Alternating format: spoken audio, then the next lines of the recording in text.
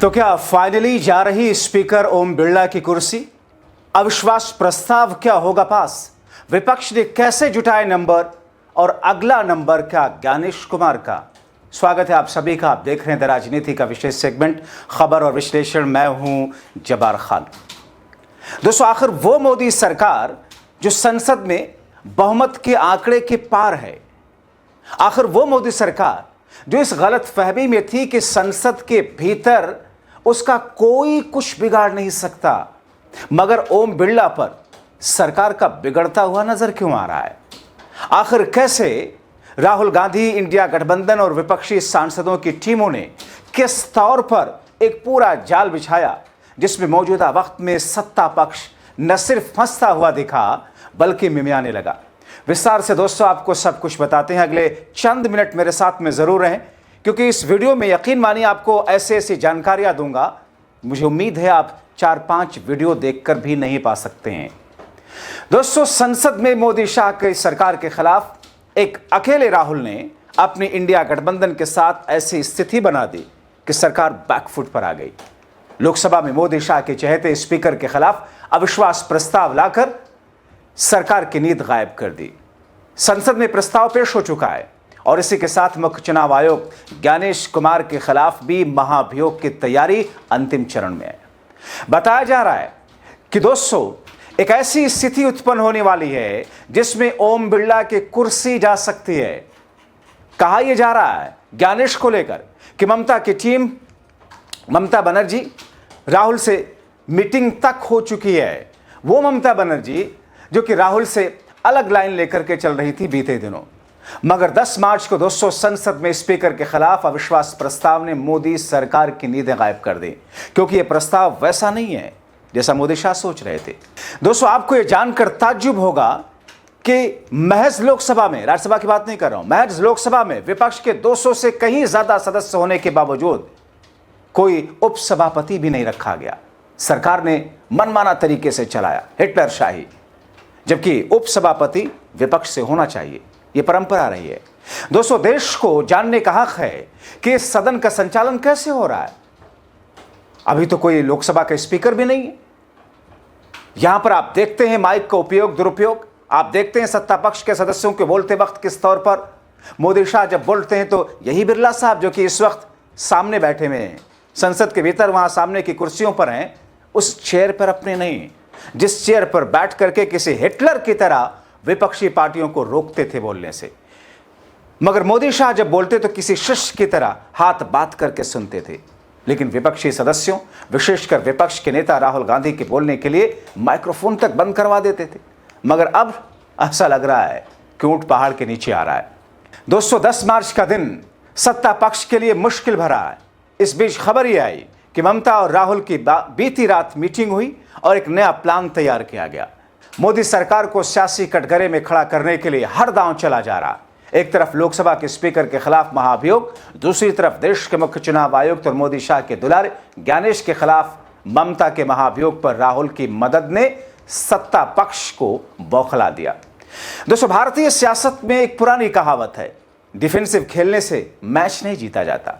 संसद में सदस्यों के नंबर गेम में कम होने के बावजूद विपक्ष आक्रामक तरीके से सरकार को घेर चुका है। एक ऐसी रणनीति बनाई और इसी मंत्र के चलते विपक्ष फ्रंट फुट पर खेल रहा है। पहले लोकसभा स्पीकर ओम बिरला के खिलाफ अविश्वास का दांव चला और ज्ञानेश कुमार के खिलाफ मोर्चा खोलकर मोदी सरकार को डिफेंसिव होने पर मजबूर कर दिया। विपक्ष ने मोदी सरकार को घेरने के लिए अविश्वास प्रस्ताव और महाभियोग को सियासी हथियार के तौर पर इस्तेमाल किया। स्पीकर के खिलाफ अविश्वास प्रस्ताव और मुख्य चुनाव आयुक्त ज्ञानेश कुमार के खिलाफ महाभियोग लाने के पीछे विपक्ष की रणनीति कहीं न कहीं सरकार को बैकफुट पर लाने की थी, जिसमें उसको कामयाबी मिलती हुई दिखाई दे रही है। विपक्ष अपने दांव में फिलहाल कामयाब हो रहा क्योंकि सरकार बैकफुट पर खड़ी नजर आ रही है।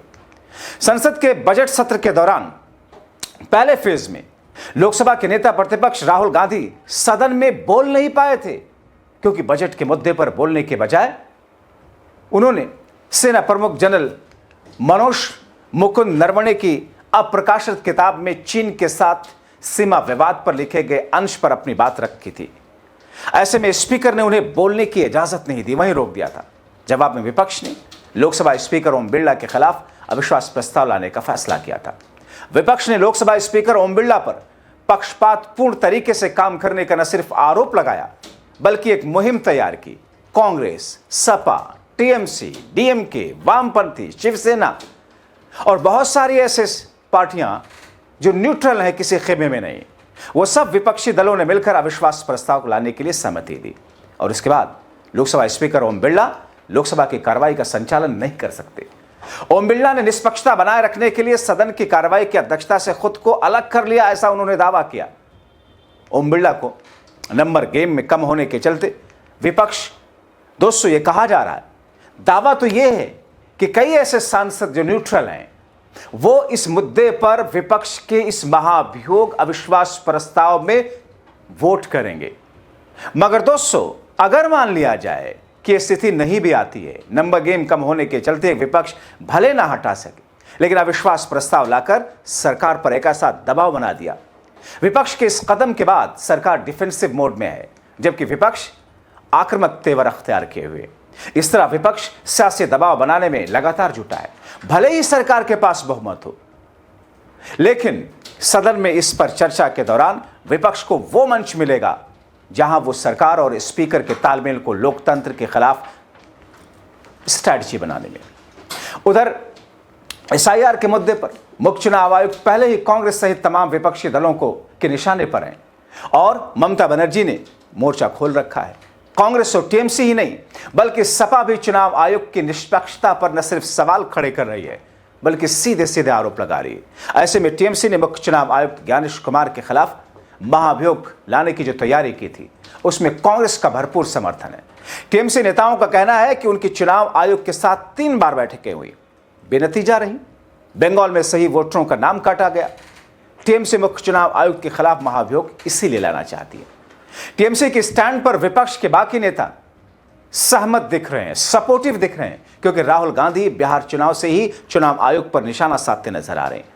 वो दिल्ली में कई प्रेस कॉन्फ्रेंस करके बोगस वोटरों के मुद्दों पर लगातार मुख्य चुनाव आयोग को कटघरे में खड़ा किए हैं। राहुल के आरोप के जवाब के देने के लिए चुनाव आयोग ने दिल्ली में एक बड़ी प्रेस कॉन्फ्रेंस करने पर खुद को मजबूर पाया, मगर उसमें जवाब वही थेथरई वाला। एसआईआर के खिलाफ कलकत्ता में धरने पर बैठी टीएमसी प्रमुख पश्चिम बंगाल के मुख्यमंत्री ममता बनर्जी ने अब महाभियोग का दांव उठा चला। मुख्य चुनाव आयुक्त के खिलाफ महाभियोग लाना एक लंबी और जटिल प्रक्रिया है, लेकिन इसकी चर्चा मात्र से चुनाव आयोग की साख और सरकार की नियुक्तियों पर सवाल तो खड़े होंगे।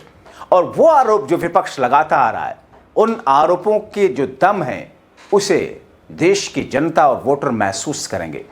भारतीय राजनीति में कभी भी किसी चुनाव आयुक्त को हटाने के लिए महाभियोग नहीं लाया गया है, लेकिन पहली बार ममता बनर्जी की पार्टी ने यह दांव आजमाया। टीएमसी सहित विपक्ष महाभियोग के जरिए जनता के बीच ये संदेश ले जा रहा है कि चुनावी प्रक्रिया निष्पक्ष नहीं है। सत्ता पक्ष के लिए, मोदी और शाह के लिए, उनकी सरकारें बनवाने के लिए, विपक्षियों की सरकार गिरवाने के लिए ये चुनाव आयोग इस वक्त काम कर रहा है, जिससे सरकार की चुनावी जीत के दांव पर सवालिया निशान न सिर्फ जो लगते आ रहे हैं उसको और बल मिले। कांग्रेस और टीएमसी नहीं, अखिलेश यादव भी उत्तर प्रदेश में एसआईआर की प्रक्रिया को लेकर सवाल उठा चुके हैं और यही हाल डीएमके और इंडिया गठबंधन के अन्य दलों का है। संसद में संख्या के आधार पर सरकार को कोई दिक्कत नहीं होगी। महाभियोग विपक्ष का प्रस्ताव उस स्तर पर काम शायद ना आए, लेकिन विपक्ष को एकजुट जरूर कर दिया इस अविश्वास प्रस्ताव महाभियोग ने। इसके अलावा टीएमसी का कहना है कि सदन में वो अपनी बात कहना चाहती है, अपनी बातों को रिकॉर्ड पर लाना चाहती है। यही विपक्ष की स्ट्रैटेजी का हिस्सा माना जा रहा है। ऐसे में दोस्तों, एक सत्र और 2 महाभियोग से कैसे बैकफुट पर आ चुकी है सरकार।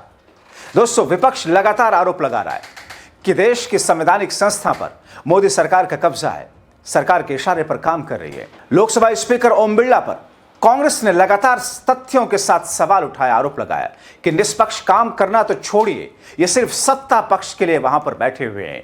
विपक्षी नेता, यहां तक कि नेता प्रतिपक्ष को बोलने तक नहीं देते हैं। ममता बनर्जी से लेकर कांग्रेस सहित समाजवादी पार्टी और दूसरे दलों ने संवैधानिक संस्थानों की निष्पक्षता पर सवाल उठाए।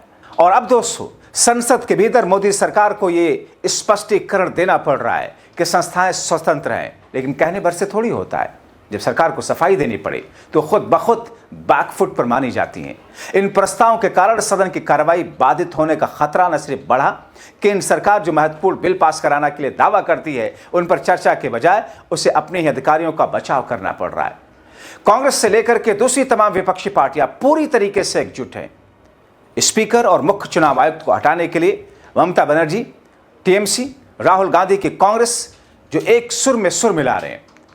मोदी सरकार के लिए सिरदर्द बना हुआ है। सदन से सड़क तक मोर्चा खोल रखा है और सरकार को कटघरे में खड़ा करने का दांव चला जा रहा है।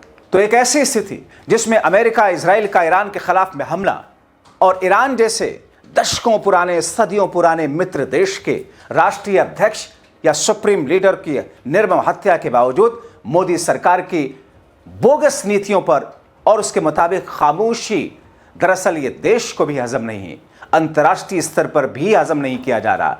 और इसी बीच में जिस तरीके से मोदी सरकार ने जो कई कदम उठाए, एलपीजी सिलेंडर के दामों में इजाफा या दूसरी ऐसी चीजें, बीते सत्र के दौरान जो कुछ हुआ, उन तमाम मुद्दों को लेकर के महाभियोग और अविश्वास प्रस्ताव मोदी और शाह के लिए मुश्किलें ही नहीं बल्कि एक ऐसी हथकड़ी लेकर के आया जिससे कैसे खुद को आज़ाद करेंगे देखना बहुत महत्वपूर्ण होगा।